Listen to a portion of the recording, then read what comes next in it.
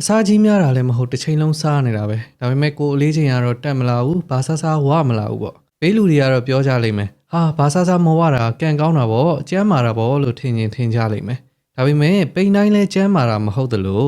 ုပိန်နေတဲ့သူအများစုကလည်းဝကျင်လို့ဆိုပြီးတော့ကျွန်တော်ကိုလာမေးကြတာတွေရှိပါတယ်ဒီအကြောင်းနဲ့ပတ်သက်ပြီးတော့လွန်ခဲ့တဲ့၄နှစ်လောက်တုန်းကဗီဒီယိုလေးရိုက်ထားသေးတယ်အခုကတော့ပို့ပြီးတော့ update ဆုံးလင်းအောင်ပြောပြပေးတော့ပါမယ်ဆိုတော့ဒီလိုမျိုးဘာဆဆမဝတာကတကယ်ပဲကန်ကောင်းတာလားဒါမှမဟုတ်ဒီလိုဖြစ်စေတဲ့အကြောင်းရင်းတစ်ခုခုများရှိနေလို့လားသိချင်တယ်ဆိုရင်တော့အဆုံးထိဆက်ပြီးတော့နားထောင်ကြည့်လိုက်ရအောင်နော်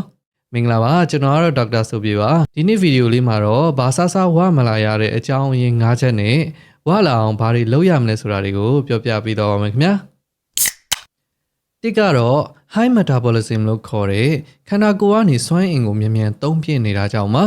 ကျွန်တော်တို့လူတွေရဲ့ခန္ဓာကိုယ်ကမလှုပ်ဖဲနဲ့နေနေတဲ့အချိန်မှာတော့မှအသက်ရှူဖို့နှလုံးသွေးတွေလဲပတ်ဖို့အပူချိန်ထိန်းကြီးဖို့ဆဲတွေပွားဖို့စသဖြင့်ခန္ဓာကိုယ်ရဲ့လုပ်ငန်းဆောင်တာတွေကိုလုပ်ဖို့အတွက်စွမ်းအင်ကိုသုံးနေရပါတယ်အဲ့ဒီဖြစ်စဉ်ကို metabolism လို့ခေါ်ပါတယ်လူတစ်ယောက်နဲ့တစ်ယောက်ခန္ဓာကိုယ်တိဆောက်ပုံကမတူတာကြောင့်တချို့သူတွေမှာဆိုရင်ဒီ metabolism ကမြင့်နေတတ်ပါတယ်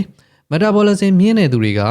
စားသမျှအစားအစာတွေကနေရတဲ့စွမ်းအင်ကိုအချိန်ခဏလေးအတွင်းမှာပဲကုန်အောင်သုံးပြလိုက်တတ်ပါတယ်။အဲ့ဒီအခါမှာခန္ဓာကိုယ်မှာအဆီတွေတိုးလောင်မှုအတွက်ပိုရှမ်းတဲ့စွမ်းအင်တွေမရှိတော့ပါဘူး။ဒါကြောင့်မို့လို့စားနေပေမဲ့လည်းဝမလာဘူးဖြစ်နေရတာပါ။ဥပမာပြောရရင်မီးဖိုကအရန်အပူပြင်းနေလို့ထဲသမျှမီးသွေးတွေကိုမြန်လောင်ပစ်လိုက်သလိုပါပဲ။နှစ်ကတော့ thyroid hormone ပြဿနာကြောင့်ပါစားနေပေမဲ့ဝါမလာတဲ့အပြင်ပိုပြီးပါပိန်လာတယ်ဆိုရင် thyroid hormone ကိုထည့်ပြီးတော့စဉ်းစားသင့်ပါတယ်။ thyroid hormone များလွန်းတဲ့အခါမှာနှလုံးခုန်မြန်တာချွေးထွက်များတာလက်တွေတုန်တာအပူမခံနိုင်တာစားနေပေမဲ့ဝါမလာတာစတဲ့လက္ခဏာမျိုးတွေပြတတ်ပါတယ်။ဒီလိုဆိုရင်တော့သွေးစစ်ကြည့်သင့်ပါတယ်။နံပါတ်3ကတော့စားလိုက်တဲ့အစားအစာတွေကိုခန္ဓာကိုယ်ကနေမဆုပ်ယူနိုင်လို့ပါ။စားတော့စားလိုက်တယ်ဒါပေမဲ့ခန္ဓာကိုယ်ကမဆုပ်ယူနိုင်ဘူးဆိုရင်ဝါမလာနိုင်ပါဘူး။ဒီလိုဖြစ်စေနိုင်တဲ့အကြောင်းရင်းတွေကတော့ဥလန်းချောင်းဆိုင်ရာယောဂတချို့ရှိနေတာနောက် pancreas လို့ခေါ်တဲ့မုတ်ချိုအိတ်ကအလုပ်ကောင်းကောင်းမလုပ်တာတွေကြောင့်ဖြစ်တတ်ပါတယ်။နောက်တစ်ချက်ကတန်ချာဆေးပုံမှန်မတောက်တဲ့သူတွေမှာတကယ်လို့တန်ကောင်တွေရှိနေမှာဆိုရင်စားသမျှအာဟာရတွေကိုဒီတန်ကောင်ကစုပ်ယူနေလို့မဝလာတာမျိုးလည်းရှိတတ်ပါတယ်။လက္ခဏာတွေအနေနဲ့ပြောရရင်တော့မကြာခဏဝမ်းလျှောတာဘိုက်ကဲဘိုက်ဖောင်းတာအားနေတာဗီတာမင်ချိုးတဲ့လက္ခဏာတွေရှိနေတာဒီလိုမျိုးလက္ခဏာတွေရှိနေရင်တော့စစ်ဆေးဖို့လိုအပ်ပါတယ်။နံပါတ်4ကတော့စိတ်ပင်ပန်းမှုစိတ်ဖိစီးမှုတွေကြောင့်ပါစိတ်ဖိစီးမှုတွေများရင်လည်းအစားစားခြင်းစိတ်လျော့တာအစားကိုကောင်းကောင်းမဆုပ်ယူနိုင်တာကိုယ်အလေးချိန်မတက်တာမျိုးတွေဖြစ်တတ်ပါတယ်။နံပါတ်5ကတော့နာတာရှည်ယောဂတချို့ကြောင့်ပါစီးကျူယောဂတို့နောက်နာတာရှည်ကူးစက်ယောဂတွေကင်ဆာယောဂနာတာရှည်ဥလန်းချောင်းဆိုင်ရာယောဂမျိုးတွေကြောင့်လည်းဖြစ်တတ်ပါတယ်။ဒီလိုပြောလို့တော့ကြောက်မသွားနဲ့အောင်နော်အများစုကတော့ဒီနေထိုင်မှုပုံစံနဲ့အစားအသောက်တွေနဲ့ပဲဆိုင်ပါတယ်ဒါဆိုရင်ဘာဆဆဝမလာတဲ့သူတွေအနေနဲ့ဝလာအောင်ဘာတွေလုပ်ကြမလဲဆိုတော့ကျွန်တော်တို့ခန္ဓာကိုယ်ကပိုရှန်တဲ့စွမ်းအင်တွေကိုအစီအဖြစ်နဲ့တိုးလောင်ပါတယ်ဆိုတော့ဝကျင်နေဆိုရင်တုံးလိုက်တဲ့စွမ်းအင်ထက်ပိုအောင်စားပေးဖို့လိုအပ်ပါတယ်အဲဒါကြောင့်နံပါတ်1ကတော့အာဟာရရှိတဲ့အစားအစာတွေကိုများများစားမှန်မှန်စားပေးပါတော်တော်များများမှားတတ်တာလေးတခုပြောပြပါမယ်မြန်ဝါကျင်လို့ဆိုပြီးတော့ဘာဂါတို့အချိုရည်တို့နောက်အချိုတွေအများကြီးစားကြတာပါအဲ့ဒါကလုံးဝမှားပါတယ်ဒီအရာတွေကကယ်လိုရီများတယ်ဆိုပေမဲ့ junk foods တွေဖြစ်တဲ့အတွက်ဒီခန္ဓာကိုယ်မှာမကောင်းတဲ့အဆီတွေကိုတက်စေပြီးတော့ကျန်းမာရေးအတွက်လည်းမကောင်းပါဘူးတကယ်လို့သင့်တာကအာဟာရပါတဲ့အစားအစာတွေဖြစ်တဲ့ထမင်းအုတ်ဂျုံအသားငါးကြက်ဥနို့ပဲအာလူအစိအစံလိုမျိုးဒီလိုမျိုးအစားအစာတွေကိုများများစားပေးသင့်ပါတယ် metabolism ကိုပို့ပြီးတော့မြင့်စေတဲ့ caffeine ပါတဲ့ coffee လက်ဖက်ရည်စားတာတွေကိုတော့တတ်နိုင်သလောက် short တောက်ရပါမယ်နှစ်ကတော့ protein စားဖို့လည်းမမေ့ပါနဲ့